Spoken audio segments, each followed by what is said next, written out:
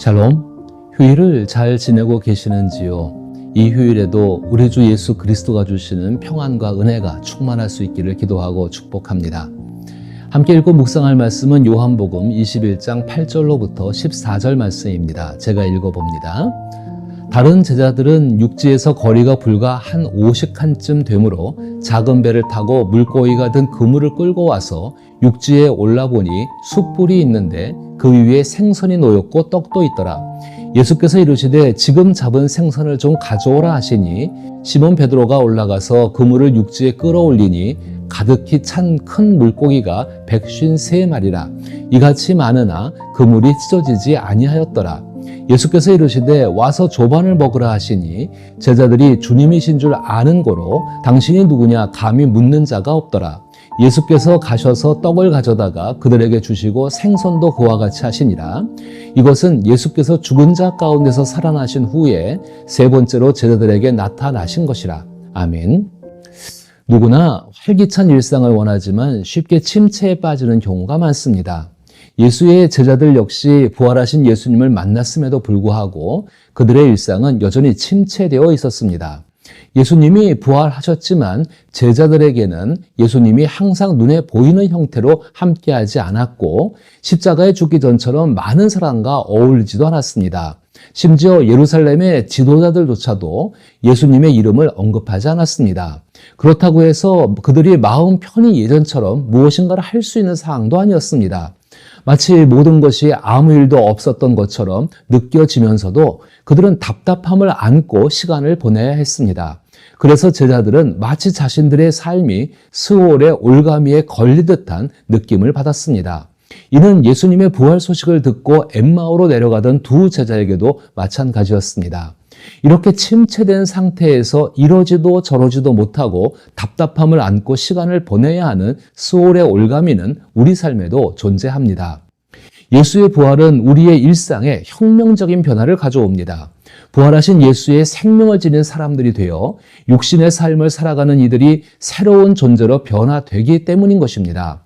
비록 예수의 부활 이전과 같은 일상을 이어가고 있지만 예수의 부활로 인해 우리는 일상 속에서 이전과는 다른 부활 생명의 모습을 드러내게 될 수 있다는 것입니다.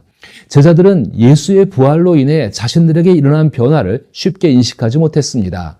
요한복음이 일상의 모습을 보여주는 것은 예수의 부활이 우리의 일상과 분리될 수 없다는 점을 강조하기 위한 것입니다. 제자들은 예수와 함께한 3년의 시간이 아니라 이제는 자신의 일상 속에서 부활하신 예수에 대한 새로운 깨달음과 실천이 필요했습니다. 이는 침체되기 쉬운 일상 속에서 죽음을 이긴 생명으로 살아가는 길이기 때문입니다. 7명의 제자들은 고기를 잡는 데 실패했습니다. 해가 뜨기 시작할 무렵 부활하신 예수님께서 바닷가에 서 계셨지만 제자들은 육지에서 약 90m 정도 떨어져 있는 예수님을 알아보지 못했습니다. 예수님께서는 크게 외치며 고기가 잘 잡히는지 물으셨고 아무것도 잡지 못했다는 대답을 듣고는 배 오른편에 다시 그물을 던져보라고 말씀하였습니다. 그들은 예수님의 말씀에 따라 행동했고 그물에 가득 고기를 잡을 수 있었습니다. 예루살렘에 있을 때 요한은 가장 먼저 무덤으로 달려가 무슨 일이 일어나는지 깨달았습니다. 갈릴리에서도 그는 여전히 빠른 반응을 보입니다. 바닷가에 서 있는 그 낯선 사람이 바로 부활하신 예수님이라는 사실을 알아챈 것입니다. 그리고 빈 무덤을 향해 달렸던 베드로에게 이 소식을 전합니다. 주님이십니다 라는 요한의 말을 들은 베드로는 노를 젓고 그물을 끌어올리는 일을 다른 제자들에게 맡기고 바다로 뛰어들어 예수님이 계신 곳을 향해 물결을 헤치며 나아갑니다. 바닷가에 도착했을 때 그들은 예수께서 생선과 떡으로 식사를 준비해 놓으신 것을 발견합니다. 베드로가 다른 제자들을 도와 고기를 모두 내리자 예수께서는 그들을 식사 자리로 초대하십니다. 그 순간 예수님의 모습은 마치 밤새 일하고 돌아온 이들에게 아침 식사가 준비되었다고 말씀하시며 식사를 권하는 모습 같습니다. 요한과 베드로는 그곳에서 서 있는 낯선 사람이 예수님이라는 것을 이미 알고 있었습니다. 이제 나머지 5 제자들도 예수님을 알아봅니다. 그리고 그들은 예수께서 나누어 주신 떡과 생선을 먹습니다. 이는 바로 그들의 일상 가운데 있는 부활의 아침 식사였습니다. 복음서를 기록한 저자들은 예수님이 식사하시는 장면을 자주 묘사합니다. 예수님께서 자신을 드러내시고 말씀하시며 사역하시고 사랑을 나누실 때 주로 선택한 장소가 바로 일상의 식사 자리입니다. 부활하신 예수님이 제자들과 함께 식사하시는 장면도 특별히 준비된 환경이나 세심하게 선택된 시간, 장소가 아닌 오히려 평범한 일상 속에서 이루어진 것입니다. 때가 되면 음식을 나누는 것보다 더 일상적이고 평범한 일은 없습니다. 그 평범함을 하나님은 소중하게 여기신 것입니다. 잠시 출애굽한 이스라엘 백성을 떠올려 보십시오. 하나님께서는 홍해를 건넌 이스라엘 백성들에게 계명보다 먼저 만나를 주셨습니다. 이는 그들이 함께 식사하게 하신 것을 의미합니다. 창조의 본질은 우리의 생명을 위한 것입니다. 생물학적으로 생명을 유지하기 위해서는 음식을 섭취하고 영양분을 공급받아야 합니다. 탄수화물, 단백질, 지방, 비타민, 물 등을 지속적으로 섭취하지 않으면 안 됩니다. 이것은 하나님께서 세상을 창조하신 본질 중에 하나입니다. 또한 함께 나누는 식사는 대화와 교제를 통해 기쁨을 얻을 수 있습니다. 어떤 문화에서든지 함께하는 식사 속에는 교제와 기쁨이 담겨 있습니다. 그리고 한 걸음 더 나아가 식사를 통해 손님을 접대함으로써 더 깊은 관계를 형성하고 인격적 존중을 나누며 서로의 즐거움을 확장시킬 수 있습니다.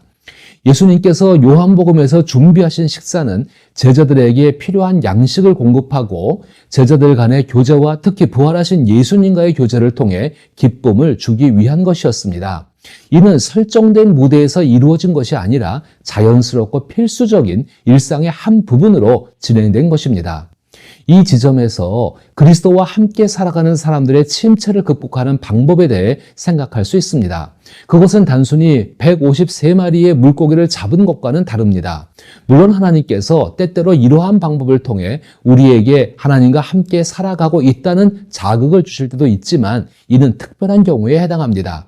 오히려 하나님은 일상적이고 평범한 상황 속에서 우리의 침체를 극복하도록 도와주십니다. 초대교회는 성령 강림 이후 많은 제자들이 돌아오는 기쁨을 경험했고 사도들에 의해 많은 기적과 표적이 나타났습니다. 이로 인해 믿는 사람들은 함께 모여 모든 것을 나누고 각자의 필요를 채워주는 사회적 변화가 일어났습니다. 그러나 사도행전이 더욱 강조하는 것은 이러한 사건들로 인해 집에서 떡을 떼며 기쁨과 순전한 마음으로 음식을 나누는 일상의 식탁이 변화되었다는 점을 강조하고 있습니다. 이것이 의미하는 바가 무엇일까요? 교회에서 행하는 전통적인 성찬이 다양한 일상적인 식탁에서도 이루어지고 있다는 것입니다. 시편 116편에서 말하는 생명이 있는 땅에서 살아가는 우리의 삶 자체가 부활하신 예수님께서 갈릴리에서 제자들과 함께 나누었던 식사처럼 이루어지고 있다는 것입니다. 이것의 시작이 요한복음 21장에서의 부활하신 예수와 함께하는 아침 식사, 그리고 누가복음에 등장하는 엠마오로 내려가는 두 제자와 나눈 식사에서부터입니다. 요한복음 21장 10절에서 예수께서 지금 잡은 생선을 좀 가져오라고 말씀하십니다. 이어서 13절에서는 예수께서 가셔서 떡을 가져다가 그들에게 주시고 생선도 같은 방식으로 나누어 주셨다고 기록되어 있습니다. 이처럼 부활하신 예수와 함께하는 일상의 식사는 우리가 드리는 모든 것을 받아주신다는 것을 의미합니다. 우리가 떡, 물고기, 채소 등과 같이 눈에 보이는 것과 눈에 보이지 않는 양심, 죄악과 허물, 상처, 장점, 계획, 강점, 약점, 배고픔, 목마름 등을 우리가 가진 모든 것을 받아주신다는 의미입니다. 이는 예수께서 우리가 가진 것을 가지고 오라는 말씀의 진정한 의미입니다. 우리는 모든 식사 자리에서 무엇보다도 우리 자신을 드려야 합니다. 그리고 예수님께서는 우리 자신을 받아주십니다. 이 말을 일상의 식사 자리를 예배나 기도회로 만들라는 말은 결코 아닙니다. 부활하신 예수께서 식탁에 함께 계신다는 믿음이면 충분합니다. 예수님은 우리가 가져가는 것과 그것을 가져가는 우리를 축복하시고 감사하십니다. 예수님은 성령을 통해 그것을 아버지 하나님께 올리십니다.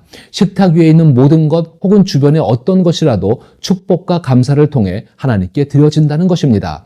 부활하신 예수님은 우리를 하나님 안으로 삼위일체의 관계 속으로 이끌어 주시고 계십니다.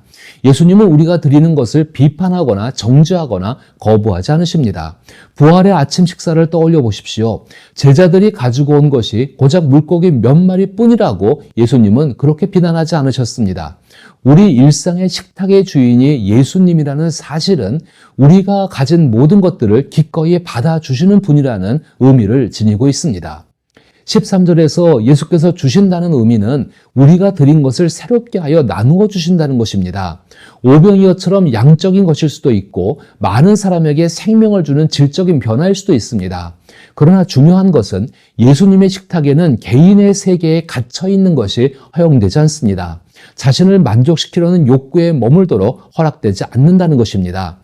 우리가 가족과 함께 나누는 일상적인 식탁에서도 외적인 모습이 그렇지 않더라도 우리는 마치 자신이 주인인 것처럼 최상의 대우와 만족을 추구합니다. 식탁에 둘러앉은 사람들의 겉모습이나 역할이 자신에게 유리한지 불리한지를 고려하는 내적 의도를 가지고 있다는 것입니다. 그러나 예수님께서는 내적인 것에 주목하시며 우리 안에 숨겨진 어설픈 모습을 변화시키신다는 것입니다.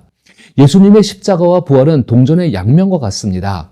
우리가 일상에서 예수님이 우리의 주인이라는 사실을 진정으로 믿는다면 비록 거짓과 위선으로 단단해진 내면과 굳어진 껍질을 가지고 부활하신 예수님이 주인인 식탁에 나간다 하더라도 예수님은 우리를 부수시고 새로운 삶을 선사하실 것이라는 믿음을 주십니다. 어떻게 이런 일이 가능하냐고 질문할 수 있습니다. 그러나 일상에서 한 끼 식사를 대할 때 시편 51편 17절의 말씀처럼 하나님께서 상하고 통회하는 마음을 멸시하지 않으신다는 사실을 깊이 생각해 보십시오. 우리가 예수님의 십자가에서의 고난과 부활을 믿는다는 것은 우리 또한 예수님처럼 깨어지고 부활하신 그분의 것을 받는다는 의미입니다. 다시 나누어 주신다는 것은 우리가 가져간 그대로가 아니라 예수님의 것으로 변화된 것을 받는다는 것입니다. 우리의 일상적인 식탁에서 예수님으로 인해 모두 거룩해진 것을 먹고 마심으로써 생명의 변화가 일어난다는 것을 의미합니다. 내 안에 계신 부활하신 예수 그리스도와 함께 하는 일상의 식사는 부활하신 예수님 덕분에 이러한 과정을 거치며 예수의 생명을 나누어 받아 다시 살아갈 수 있도록 돕는 것입니다. 이로 인해 제자들의 침체가 새로운 활기로 채워지기 시작한 것처럼 우리의 침체도 예수의 생명으로 채워져 새로워질 것입니다. 예수님은 요한복음 6장에서 자신을 세상을 살아가는 생명을 주는 떡이라고 말씀하셨습니다. 예수님의 부활로 인해 이 말씀은 부활하신 예수를 믿는 사람들의 일상의 식탁에서 일어나는 현실이 되었습니다. 예수님의 부활이 믿는 모든 사람을 위한 것인 것처럼 우리의 일상적인 식탁도 앞으로 믿게 될 모든 사람들을 위한 공간이 되어야 합니다. 평소 우리의 식탁에 부활하신 예수님이 함께 하신다는 믿음을 가지고 나눌 수 있기를 기도하며 축복합니다.